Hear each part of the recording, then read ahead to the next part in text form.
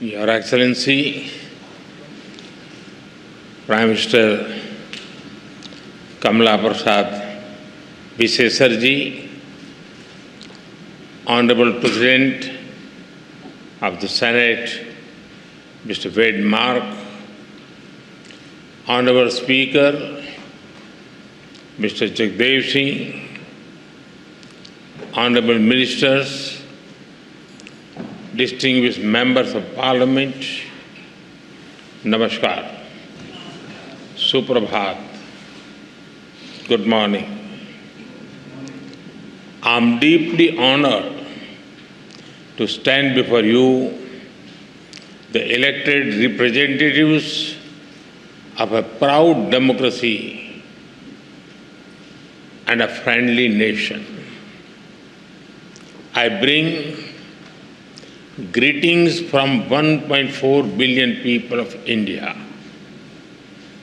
I also bring warm wishes from the people of Ghana, the country I visited just before arriving here. I am humbled to be the first Indian Prime Minister to speak to you in this iconic Red House.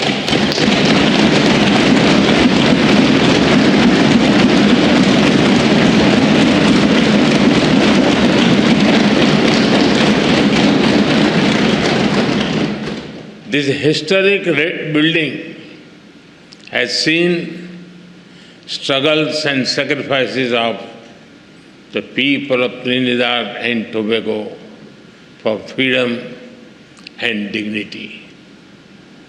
Over the past 6 decades, it has stood strong as you built a just, inclusive, and prosperous democracy. Friends, the people of this great nation have chosen two remarkable women leaders, the President and the Prime Minister. They proudly call themselves daughter of the Indian diaspora.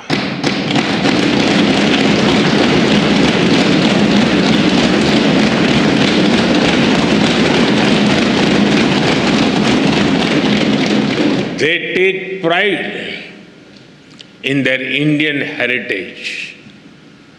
In India, we admire their leadership, grit, and determination. They are living symbols of the relationship between our countries, built on shared roots and shared dreams. Distinguished members, both our nations rose from the shadows of colonial rule to write our own stories with courage as our ink and democracy as our pen. Today, both our nations stand as proud democracies and pillars of strength in the modern world. A couple of months ago, you celebrated the festival of democracy by participating in elections. I congratulate the people of this country for their wisdom and vision for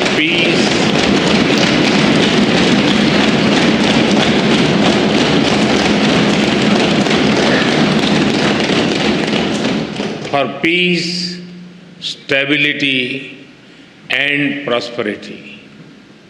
I also congratulate the newly elected members of this august House.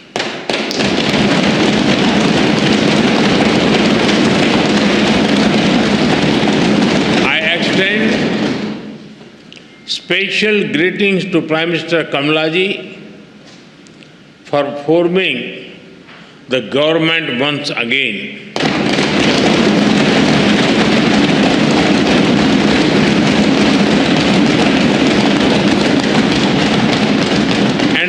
her continued success as she leads this great nation towards sustained growth and prosperity.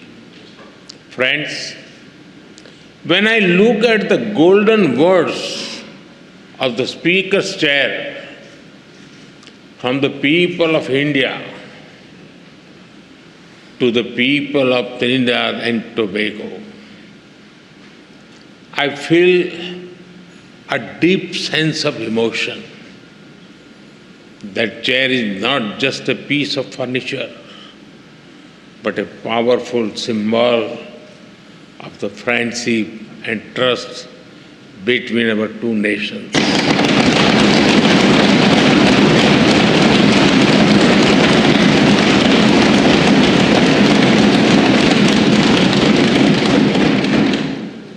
The words expresses the bond that one democracy feels for another.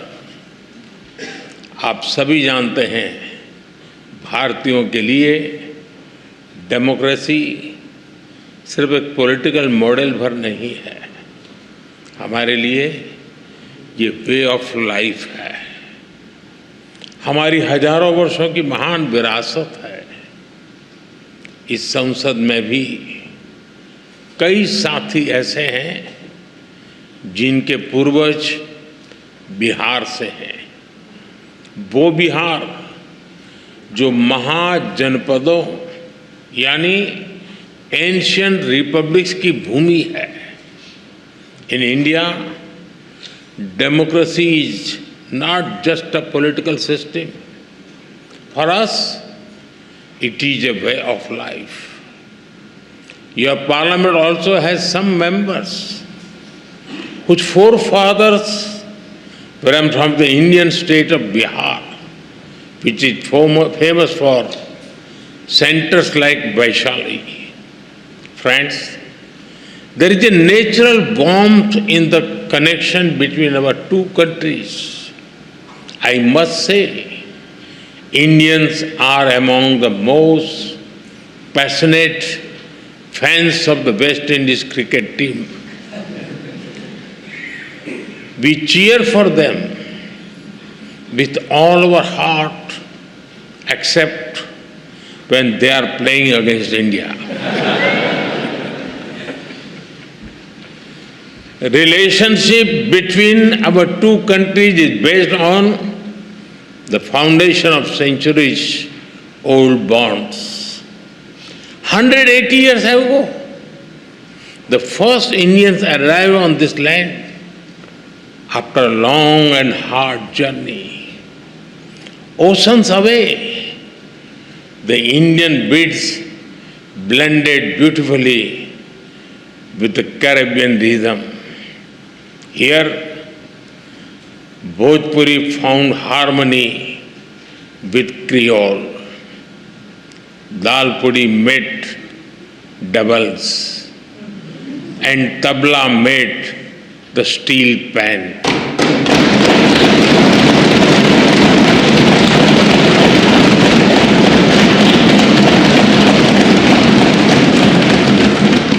Today, the people of Indian origin are proud bearers of the red, black and white flag.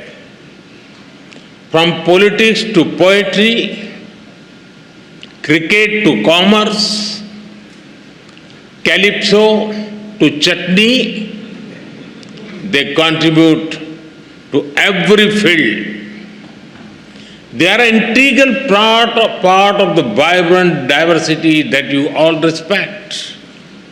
Together, you have built a nation that lives its motto, together we aspire, together we achieve.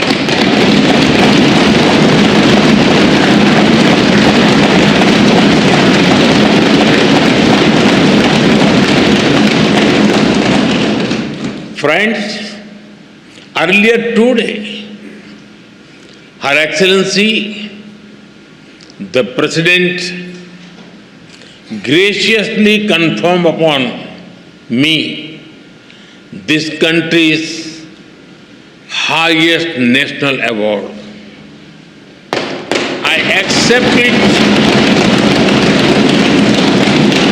with humility on behalf of 1.4 billion Indians. Now, with immense gratitude, I dedicate it to the enduring friendship and the ancestral ties between our two nations.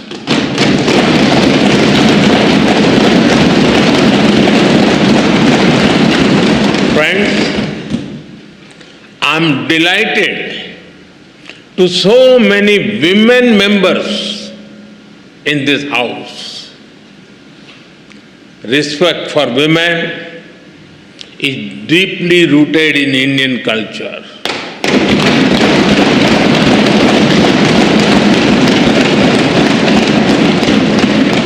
One of our important holy texts, the Skanda Purana, says, Dashaputra sama kanya, Dasaputran pravardhayan, Yat phalam labhate mratyam, Tat labhyam kanya ekaya. It means one daughter brings as much happiness as 10 sons. We are strengthening the hands of women to build a modern India. From space to sports, startups to science, education to enterprise, aviation to armed forces, they are leading India to a new future in various domains. Like you, we have our women who rose from humble beginnings to become our president.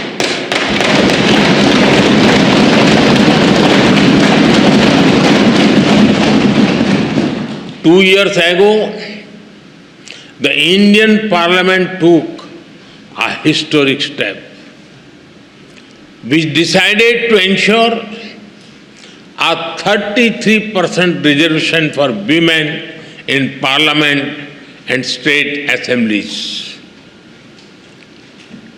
This assurance that is the coming generations, more and more women will decide the destiny and direction of the nation.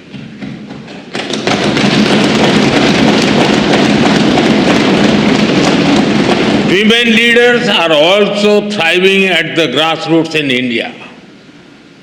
Around 1.5 million elected women power local governor institutions.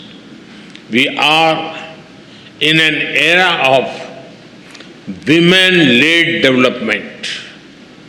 This was also one of the important themes that we furthered during our G20 presidency. हम भारत में women lead development का एक नया model विकसित कर रहे हैं. अपनी G20 प्रेसिडेंसी के दौरान भी इस मॉडल की सफलता को हमने पूरी दुनिया के सामने रखा है. Distinguished members, today India is the fastest growing major economy in the world. Every sector, every region, and every society is part of this growth story. India's growth is inclusive and people-centric. A recent report of the International Labour Organization notes that India's social security and welfare umbrella covers 950 million people. That is almost 1 billion people, which is a greater population than most countries in the world. Our vision for such inclusive growth does not stop at our borders. We see our development also as a responsibility towards others, and our priority will always be the global South.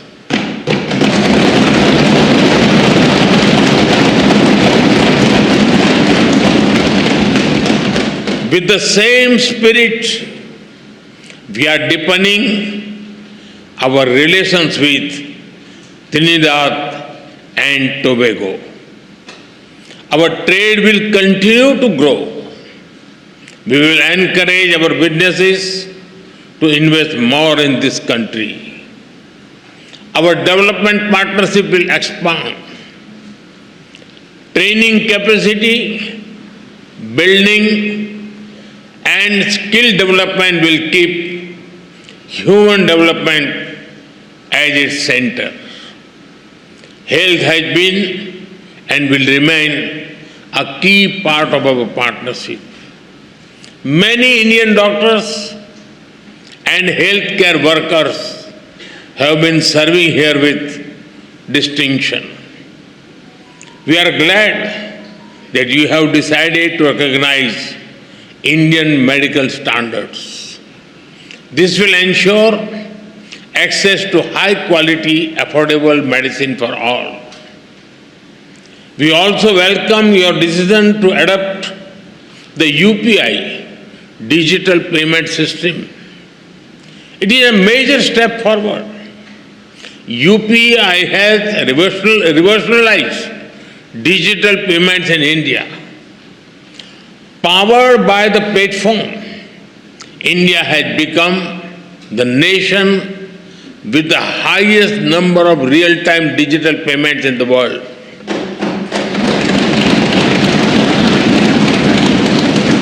Today, in India, even the mango sellers have QR code. If you try to pay them in cash, they will ask you to use UPI because they don't have the change.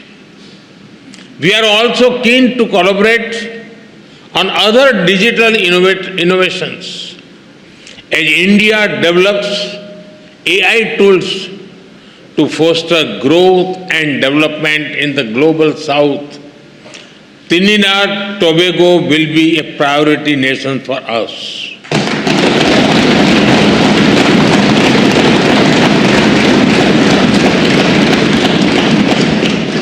We will share our expertise in agriculture, horticulture, and food processing.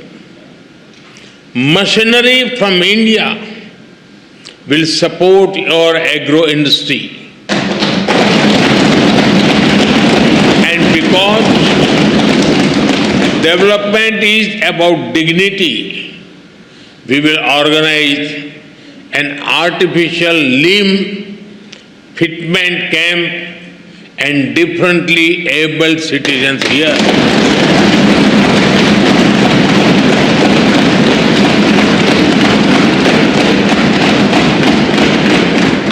For us, there are no limits to our cooperation with you.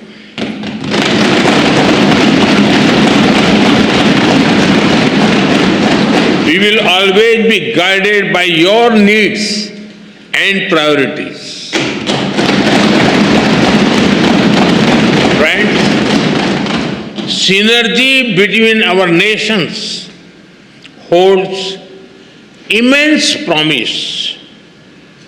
As a key player in the Caribbean and bridge to Latin America, Trinidad and Tobago has a great potential.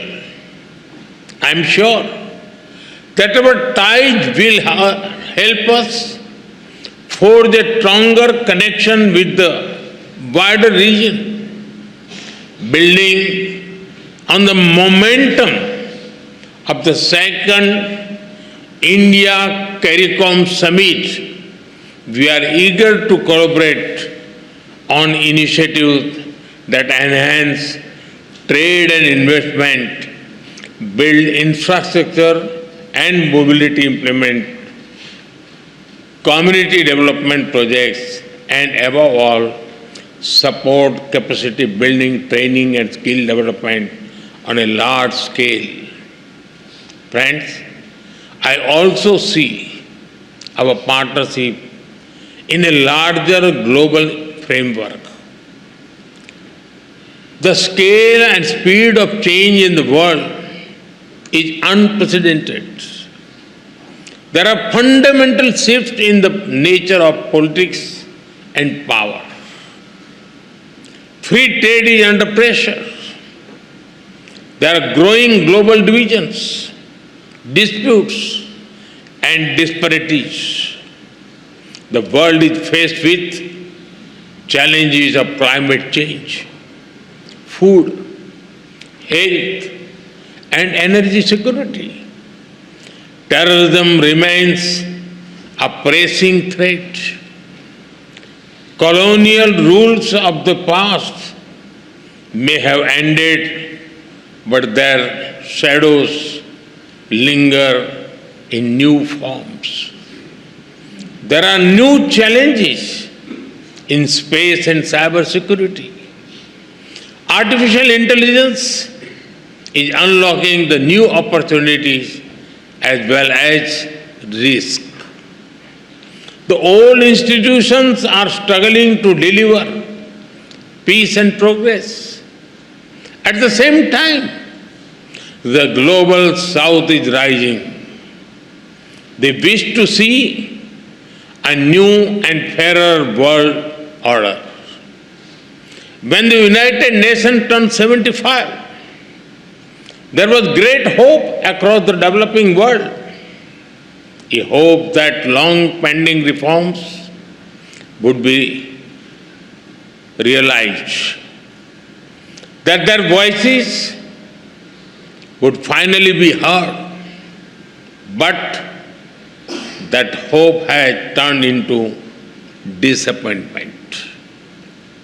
The voice of the developing world remains on the margins. India has always tried to bridge this gap. For India, Mahasagar, mutual and holistic advancement for society and growth across regions, is the guiding vision for the global south. Whenever we got the opportunity, we have given voice to the global south. During our G20 presidency, we brought the concerns of the global south to the center of global decision making. During the pandemic, while caring for our 1.4 billion people, India provided vaccine and medicines to over 150 countries.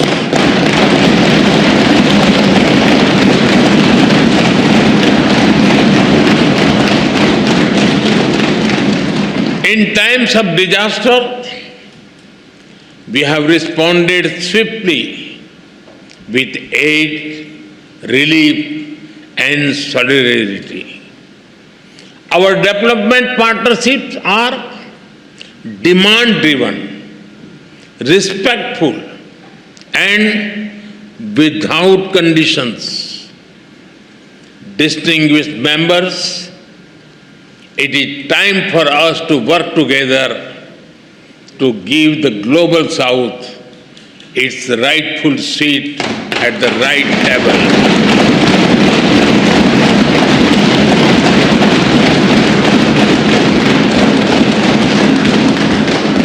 To ensure climate justice so that the burden does not fall on those who have contributed the least to the climate crisis.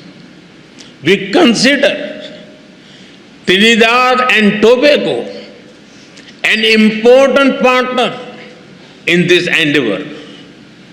Friends, our two countries may differ in size and geography, but we are deeply aligned in our values.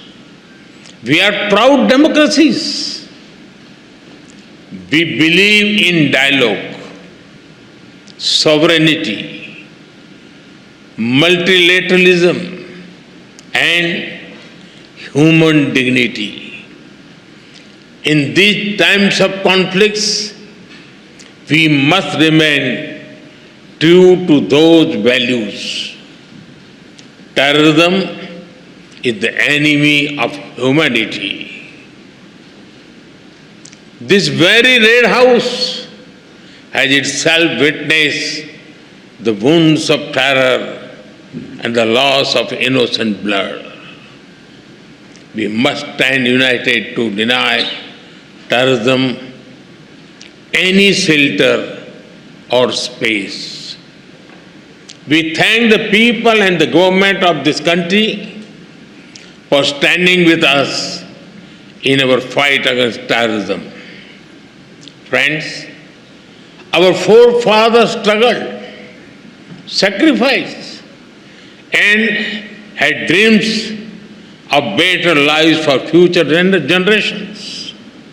Both India and Trinidad Tobago have come a long way on the journey to the future we have promised our people. But we still have a lot to do by ourselves and together. All of you, as members of the Parliament, have a vital role in shaping that future. From Ayodhya to Arima, from the Ghats of Ganga to the Gulf of Paria, may our bonds grow ever deeper and our dreams ever higher. With these thoughts, I thank you once again for this honor. As you say here, with grace and pride, respect due. Thank you. Thank you very much.